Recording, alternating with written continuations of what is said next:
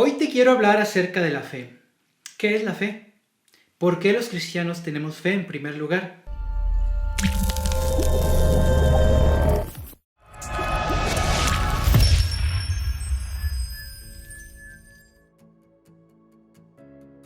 El Diccionario General de la Lengua Española define fe como seguridad, confianza, ya sea en una persona, en una cosa, en una deidad, en la enseñanza de alguna religión. Por ejemplo, yo puedo tener fe en la medicina que me recetó el doctor, y aunque nunca he visto un virus, confío, tengo fe en la experiencia de mi doctor. Entonces, cuando tenemos fe, asumimos una actitud de confianza. Esto podríamos llamarle la fe natural o la fe intelectual. Hay otro tipo de fe, pero antes te quiero compartir una historia. Resulta que hace mucho tiempo atrás una mujer se embarcó en el tren porque quería ir a encontrarse con su esposo en otro lugar. Sin embargo, esta mujer no conocía exactamente dónde tenía que bajarse y tenía un niño chiquito de brazos. Resulta que se sube al tren y ya cuando llevaba como unas 2 horas de trayecto, se acerca el vagonero. Esta persona, las personas que andan en el tren, checando a las personas, a los viajeros, a ver si tienen boleto. Cuando llega con la mujer le pregunta, ¿tiene su boleto? Sí, sí tengo. La mujer saca su boleto, se le enseña a esta persona, al vagonero, y luego un poco nerviosa le pregunta, señor, ¿sabes qué? Es que la verdad no sé dónde bajarme. Es la primera vez que viajo por esta ruta y no conozco dónde bajarme. El vagonero le dice, no se preocupe, yo conozco el lugar. Mire, cuando ya estemos a punto de llegar a esa estación donde usted tiene que bajarse, yo vengo y le aviso para que usted no se vaya a bajar en otro lugar equivocado. De veras si viene y me dice dónde tengo que bajarme, porque realmente no sé, no conozco este lugar y me da mucho miedo. Y aparte ahorita pues es invierno y está nevando mucho y afuera está haciendo un frío terrible y no quisiera pues bajarme en un lugar equivocado. Señora, no se preocupe, yo conozco bien dónde tiene que bajarse, pero como le digo, espéreme aquí. Y ahorita cuando ya estemos llegando a ese lugar, vengo y le digo dónde tiene que bajarse. Sale el vagonero y se va. Resulta que al lado de la mujer iba un señor que escucha toda la conversación que tiene con el vagonero. Y después de un rato la mujer empieza otra vez a inquietarse, empieza a mirar por la ventana, a ver si ya ve algún lugar conocido donde tiene que bajarse. Y empieza a mirar que no está el vagonero. Y el señor que está al lado la ve, que está inquieta y preocupada, y se acerca a la mujer y le dice, señora, no se preocupe, mire, yo sé que los vagoneros son muy olvidadizos, ahorita seguramente anda atendiendo otras cosas, pero yo sé dónde tiene que bajarse, yo conozco bien esta ruta, aquí yo siempre viajo seguido, así que yo le voy a decir dónde usted tiene que bajarse. Y la mujer le dice, ¿de veras, señor? ¿Sí conoce muy bien este lugar? Porque yo en realidad es la primera vez que viajo por esta ruta y pues no conozco. Y no se preocupe, señora, ya mero llegamos. Ve el reloj y le dice, una media hora ya casi llegamos aquí a ese lugar que usted menciona. Y entonces ya la mujer se queda un poco más tranquila. Resulta que llegan a una estación y se acerca el señor y le dice, aquí señora, aquí es donde tiene que bajarse. Y la mujer toma sus maletas y toma al niño, lo envuelve en una cobijita que traía y sale corriendo. Y baja del tren. Y ya el tren sigue su trayecto. Después de un rato llega el vagonero y se extraña porque no ve a la mujer que está ahí y piensa a lo mejor anda en el baño o algo así. Y le espera un rato, pero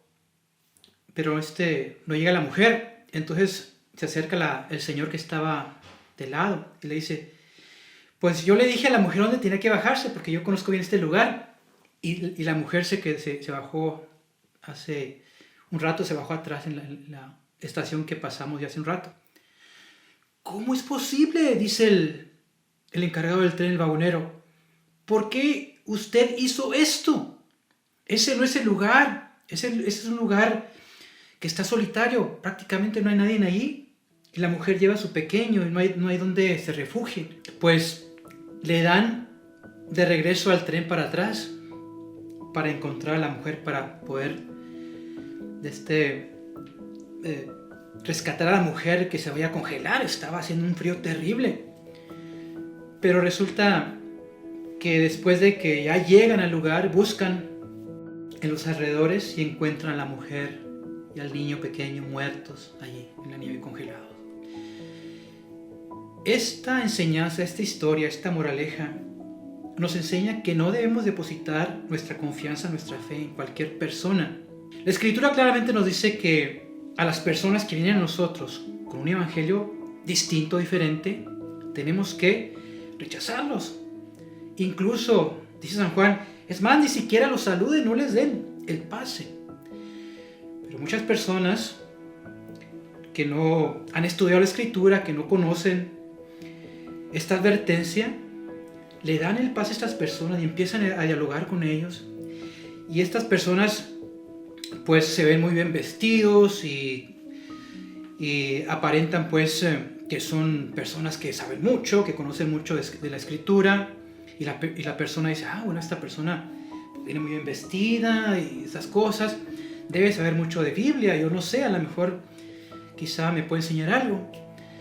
Y empieza el testigo de Jehová, empieza los mormones a sacar sus ideas, poco a poquito, eso sí, no creas que es algo que de volada, luego te van a decir, hey, mira, la iglesia católica es una iglesia idólatra, o la iglesia católica adora imágenes, o la iglesia católica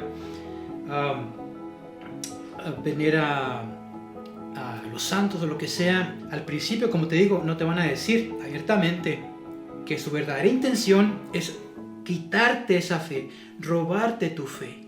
Eso no te lo van a decir. Por eso es importante tener esto en mente. ¿En quién nosotros depositamos nuestra fe? Aparte de la fe natural, hay que distinguir la fe divina. La fe divina es una ayuda, una luz para nuestra inteligencia, para que nosotros podamos comprender, aceptar las verdades que Dios ha revelado, aquellas cosas que Dios ha revelado para nuestra salvación. La Enciclopedia Católica dice que la fe divina es la virtud por la cual el intelecto es perfeccionado por una luz sobrenatural. Por ejemplo, supongamos que de repente yo entro a un cuarto oscuro y el cuarto está amueblado, pero como está oscuro no puedo yo ver los muebles que hay allí en ese cuarto. Pero ¿qué pasa si saco una linterna? Enciendo la linterna y empiezo a ver todos los muebles que están allí en esa habitación. Así sucede lo mismo con la fe. Aquellas verdades como la Trinidad, como la encarnación, otras verdades relacionadas con la fe, a veces son difíciles para aceptar, para comprender. Y por lo tanto, la fe divina es como esta linterna que nos permite ver todo lo que Dios ha revelado sobre sí mismo. Y aunque quizá no comprendamos mucho acerca de cómo es que los muebles llegaron ahí, sabemos por fe que alguien los puso ahí, no llegaron ahí por casualidad. De la misma manera el universo y todas estas cosas, aunque no conocemos realmente los inicios del universo, la fe nos dice que fue Dios el que creó todo lo que existe. Y también, como explicaba momentos atrás, que la fe divina nos ayuda, nos capacita para conocer, para comprender todo cuanto Dios ha revelado acerca de sí mismo para nuestra salvación. Me gusta una frase del teólogo protestante R.C. Sproul. Dice, la fe es la esperanza mirando hacia adelante, pero no se refiere a un deseo de un futuro incierto, sino al deseo de un resultado futuro que es absolutamente cierto. De tal manera que la fe nos permite tener esta visión más amplia acerca de todo lo que Dios ha revelado para nosotros, que de momento no podemos comprender con nuestra inteligencia, con nuestro raciocinio, porque es limitado.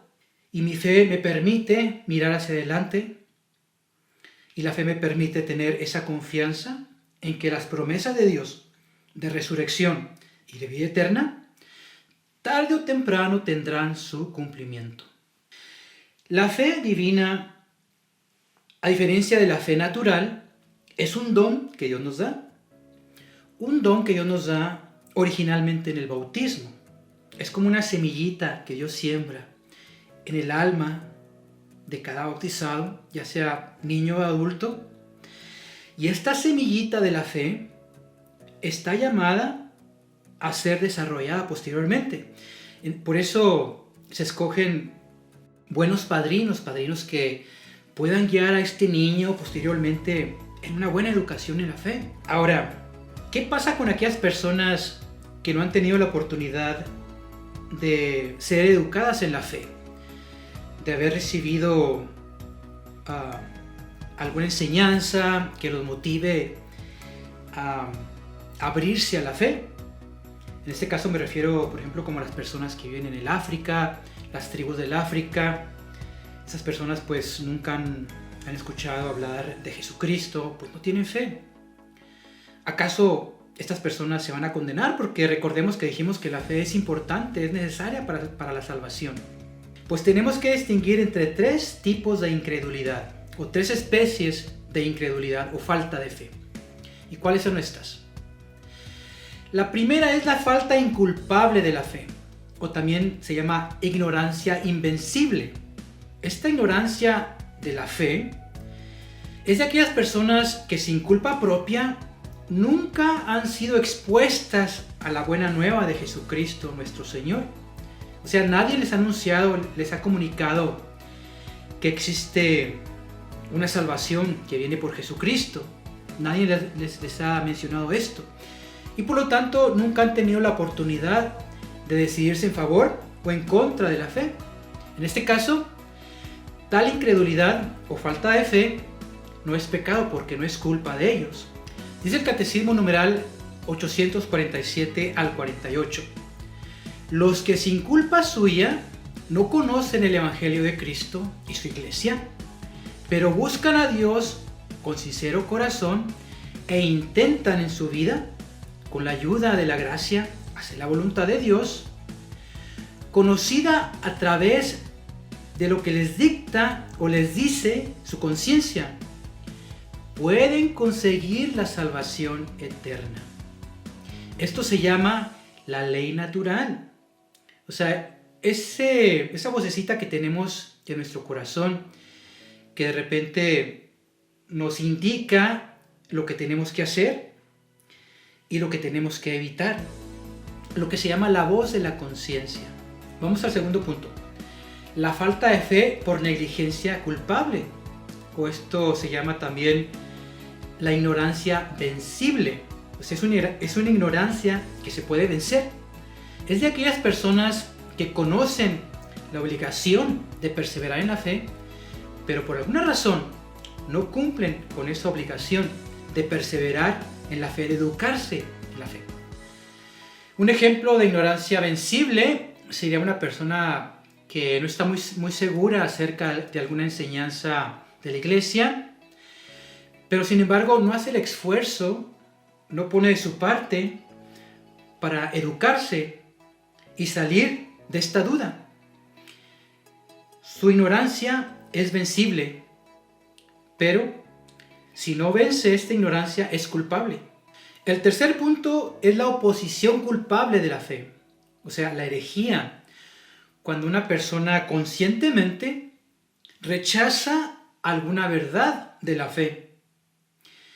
Esta falta de incredulidad es el rechazo consciente de alguna doctrina, ya sea, por ejemplo, digamos, el purgatorio, ¿cuál otra doctrina? La doctrina del infierno, alguna doctrina mariana.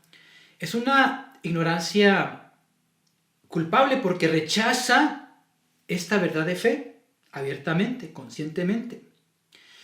Vamos a hablar acerca de los errores de la fe, los errores contra la fe. Relativización de la fe. ¿Qué significa esto? Cuando una persona dice que todas las religiones, los mormones, los testigos de Jehová, lo que sea, son caminos para llegar a Dios y que no le importa progresar para buscar la verdadera religión o la verdad, de alguna manera está relativizando la fe. Está diciendo que no importa en dónde te congregues, con los mormones, con los testigos, con los adventistas, con los pentecostales o lo que sea, la fe es una, aunque hay una distinción en la fe natural y la fe divina. La fe es una, lleva a un mismo lugar. No podemos nosotros relativizar la fe, irnos a celebrar con los mormones, con los testigos de Jehová, simplemente por el hecho de que ellos creen en Dios. Un ejemplo de relativización de la fe sería la nueva era, la creencia de la nueva era. Este movimiento pseudo espiritual que abarca a todos los credos. Es una mezcolanza de ideas donde se relativiza la fe.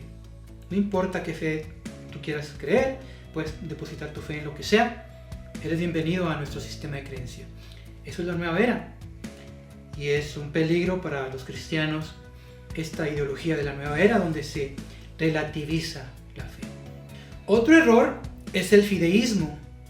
Es poner una confianza excesiva en la fe. O sea, creer que la razón no ayuda de alguna manera, sino que nuestra confianza, si no lo dice, si no es por fe, no es cierto.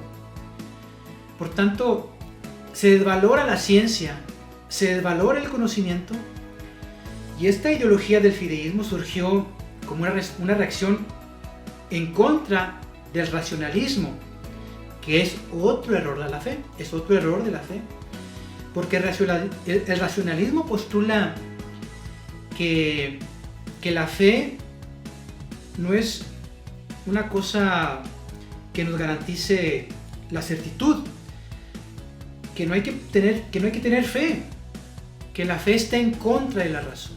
Y aquí voy a tocar el siguiente punto. ¿Es cierto que la fe está en contra de la razón? No, la fe no está en contra de la razón. No son dos cosas que están en oposición, que están en dicotomía una con la otra, fe y razón. Los ateos creen que sí. Los ateos dicen que la fe cristiana es irracional, que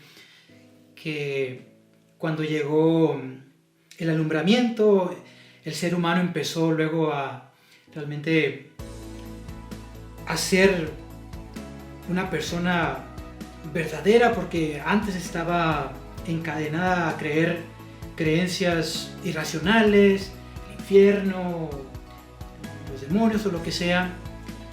Entonces los ateos obviamente creen que la fe es algo incompatible con la razón.